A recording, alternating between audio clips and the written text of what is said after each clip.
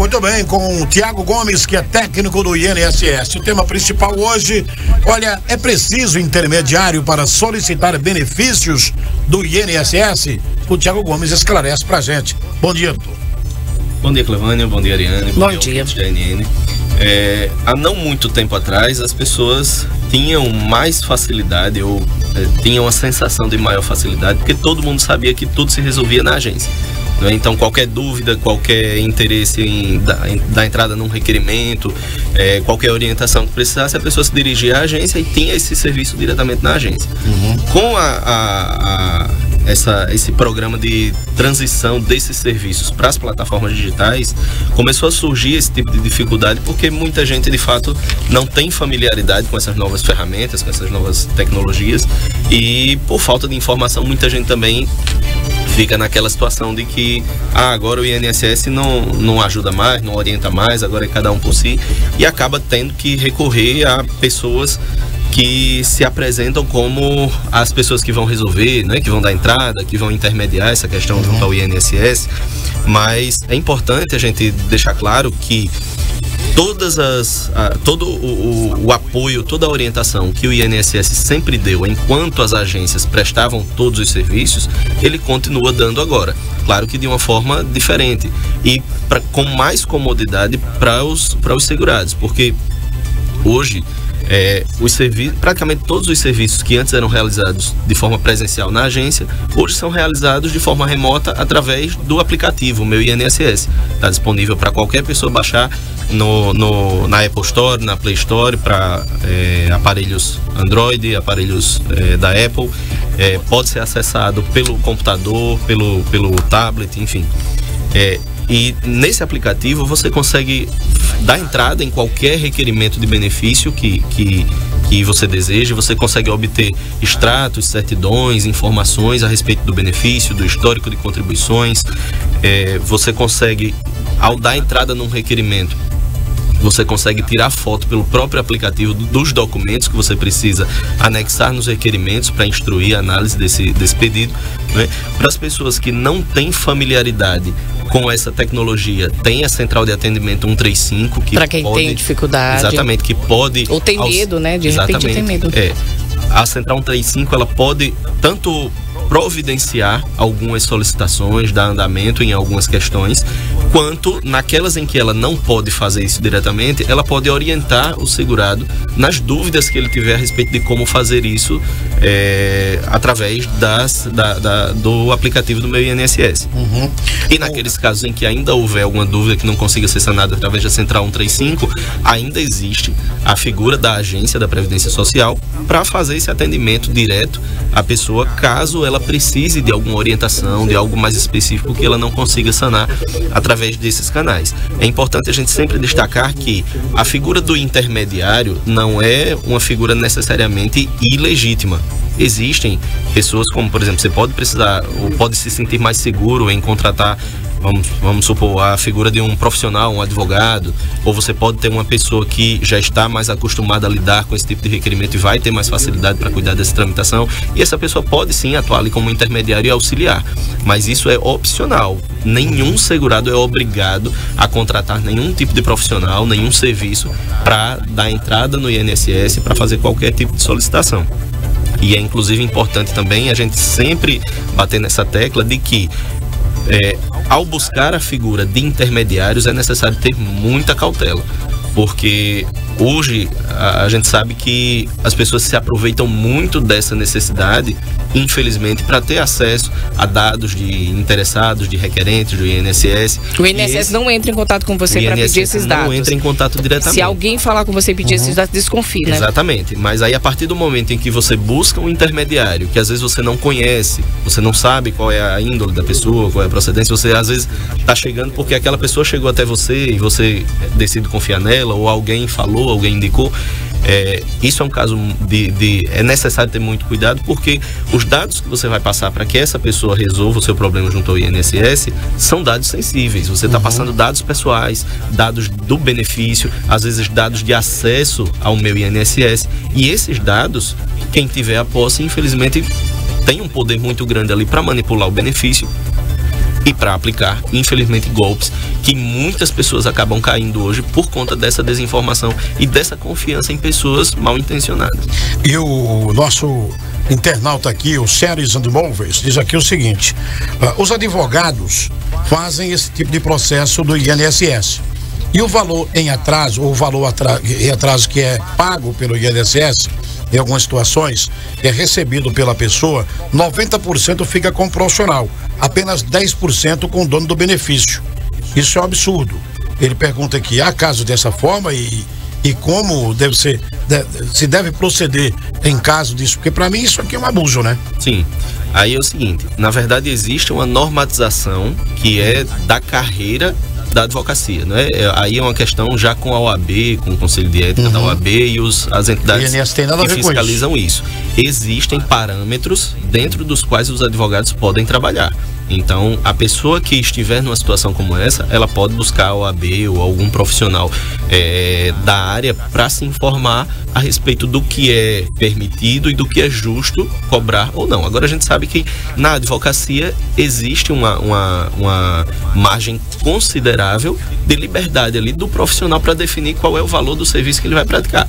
É semelhante, não igual, mas é semelhante à questão da medicina. Você pode ter um médico que cobra X, um médico que cobra Y, mas enfim, isso aí é uma questão que cada advogado define como trabalha e cabe à OAB definir ali os parâmetros para identificar quem está trabalhando dentro da legalidade, dentro da ética e quem está extrapolando.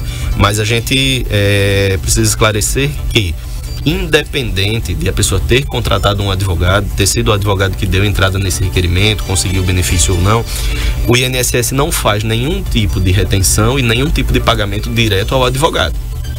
Então, o INSS, após o pagamento é para o beneficiário, né? Exatamente, o pagamento é para o beneficiário. E aí cabe ao beneficiário, tendo contratado o serviço como é que ele negociou com o advogado, né? Ver em que termos foi feita essa negociação, essa contratação, se esses termos estão adequados, se tem algo que foi extrapolado e procurar as entidades cabíveis para alguma avaliação mais específica. Mas qualquer um pode contratar um advogado, por exemplo. Eu não tenho muito tempo para ir lá no INSS, a vida corrida, eu posso contratar um advogado para resolver? Aí o advogado é um procurador com os instrumentos ali, a procuração e tal, ele fica legitimado para representá-lo e requerer o que for de direito junto ao INSS. Ele é um preposto, né? Exatamente.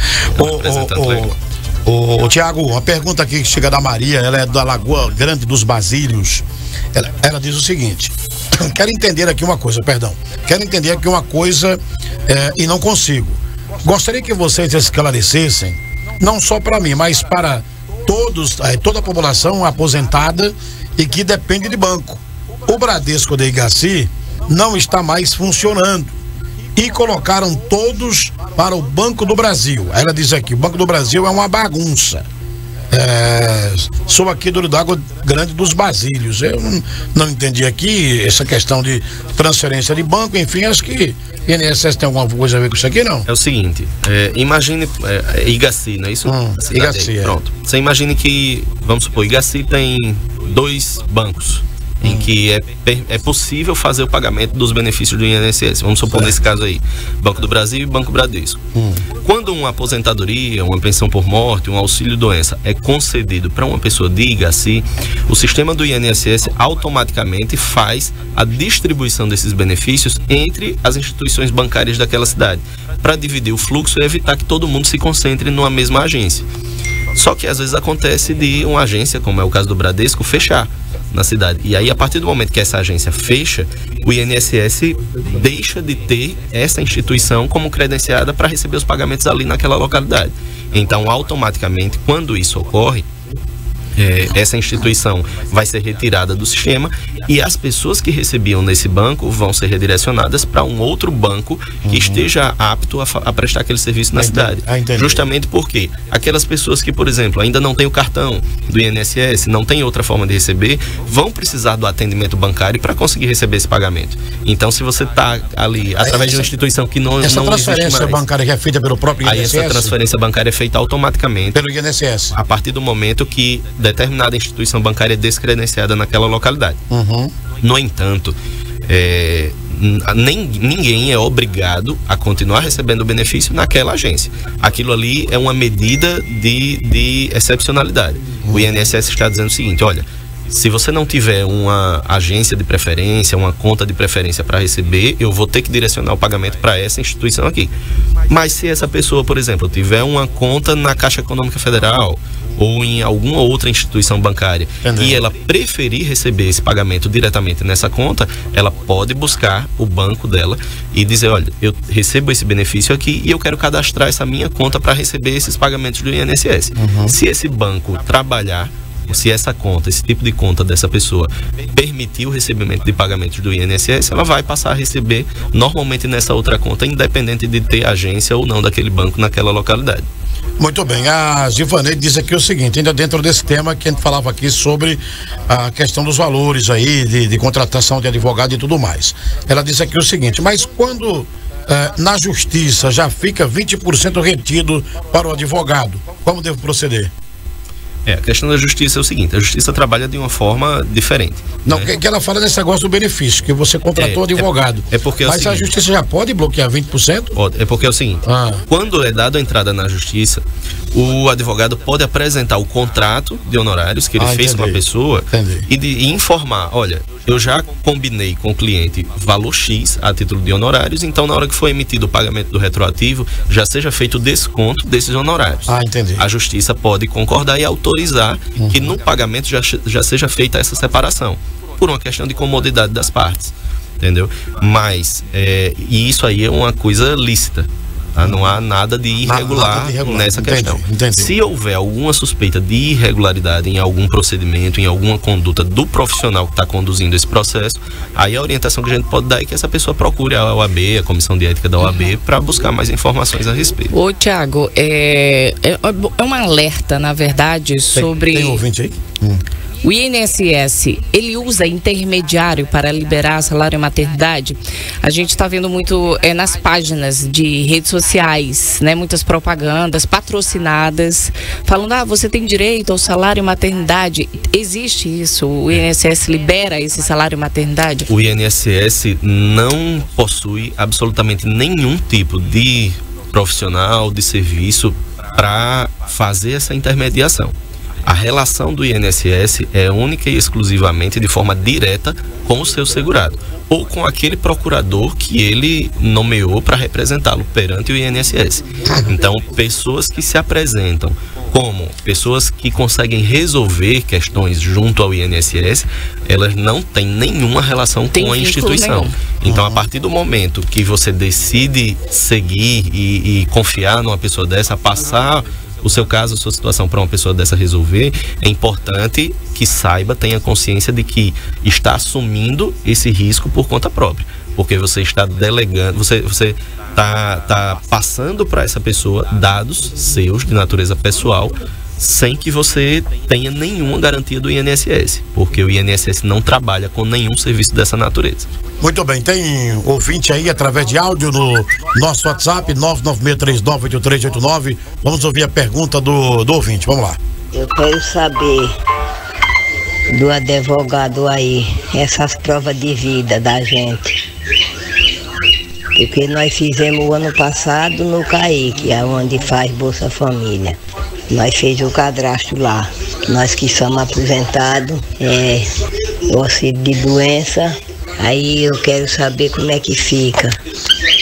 Se a gente vai ficar fazendo lá no mesmo canto, quando vier o chamado, ou a gente vai fazer no banco onde a gente recebe. É a Rosa aqui de São Sebastião. Tchau e desejo tudo de bom para vocês. Um abraço, Rosa. Muito obrigado, Tiago.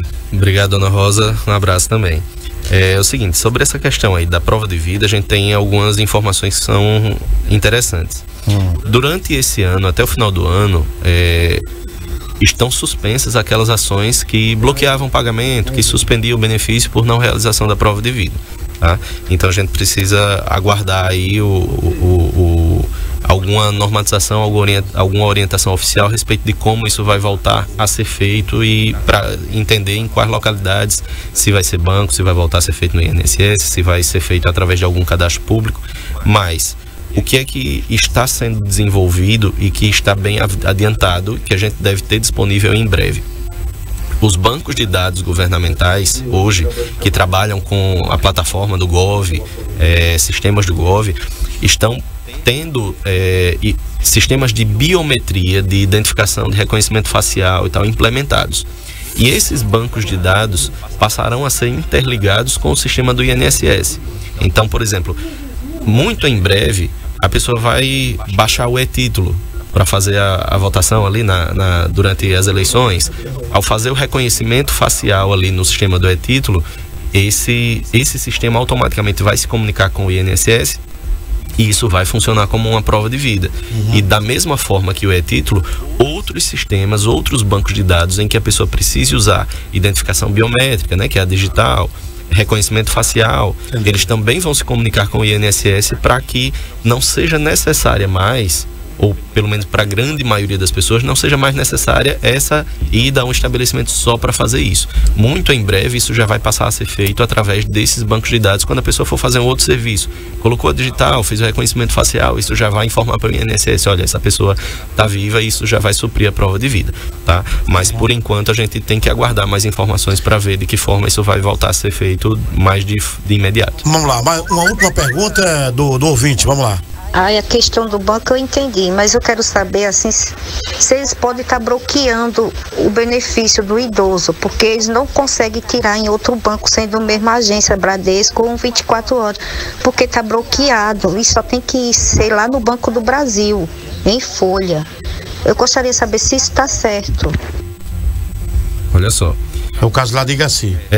Aí fazendo uma dedução aqui do que provavelmente ocorreu, é o seguinte: foi feita a transferência automática do sistema em razão do descredenciamento dessa agência do Bradesco lá em Igaci, e esse pagamento foi transferido para o Banco do Brasil. Ocorre que algum pagamento que poderia já ter sido gerado no Bradesco a pessoa não conseguiu receber, porque antes que ela conseguisse receber, a agência fechou, o serviço lá deixou de existir. Se for esse o caso, ela pode entrar no aplicativo do Meu INSS ou entrar em contato com a Central 135 e tal, e solicitar a reemissão desse pagamento. A reemissão desse pagamento é o seguinte: é aquele pagamento que foi gerado e a pessoa não conseguiu receber, por qualquer motivo que seja. Se for isso que ocorreu, ela pode solicitar esse serviço, o INSS vai verificar no sistema, vai identificar que esse pagamento não foi recebido pelo titular, e aí vai reemiti-lo, vai enviá-lo novamente, dessa vez para uma outra agência bancária onde ela esteja recebendo, seja no Banco do Brasil, seja em outra instituição onde ela tenha preferido cadastrar a conta para ficar recebendo. Se ela estiver se referindo a um pagamento que já foi direcionado para o Banco do Brasil e que não está conseguindo receber porque não tem o cartão ainda, porque tem que ser na folha de pagamento, aí realmente o primeiro pagamento numa instituição bancária, ele depende da folha de pagamento, porque a pessoa não teve tempo de providenciar o cartão ainda, não é crédito em conta corrente. Então essa folha de pagamento ela pode buscar também através do aplicativo Meu INSS. No aplicativo consegue baixar lá a folha de pagamento, vai ter a descrição da agência bancária. Essa folha de pagamento ela leva para a agência junto com a identidade e consegue fazer o recebimento. Ok. Doutor Tiago, muito obrigado aqui pela vinda mais uma vez. Até a próxima sexta. Eu que agradeço. Um grande abraço a todos e um bom final de semana.